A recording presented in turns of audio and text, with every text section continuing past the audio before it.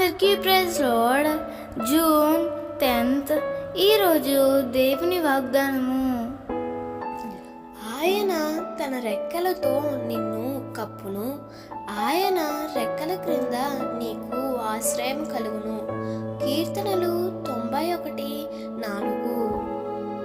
నీ విరోధి అయిన అపవాది గర్జించు సింహము వలె ఎవరిని మింగుతున్నా అని వెదుకుచు తిరుగుచున్న ఈ దినాలలో వాడి కోరలకు అందకుండా దేవుడు నిన్ను కాపాడుతూ ఆయన తన రెక్కలతో నిన్ను కప్పి ఆయన రెక్కల క్రింద నీకు ఆశ్రయం కలుగజేస్తున్నాడు.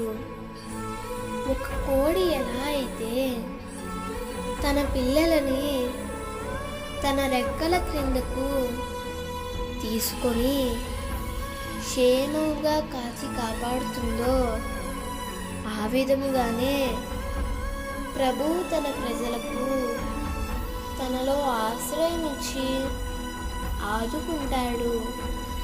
కోడి రెక్కల క్రింద ఒదిగిపోయిన కోడి పిల్లలు ఎంత సురక్షితంగా ఉంటాయో, దేవుని రెక్కల క్రిందకు వచ్చిన నీవు కూడా అంతే సంరక్షణలో భద్రతలో ఉండగలుగుతావు.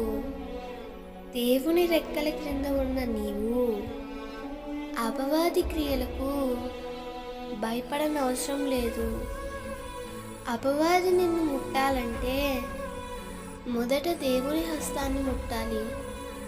ప్రభువు నిత్యము ఆయన రెక్కలతో నిన్ను కప్పి కాపాడుచున్నాడని గుర్తించి సమృద్ధి అయిన శాంతి సమాధానములు అనుభవించు. దేవుడు ఈ వాగ్దానము నీ జీవితంలో నిశ్చయముగా నెరవేర్చునుగాక. ఆమేన్.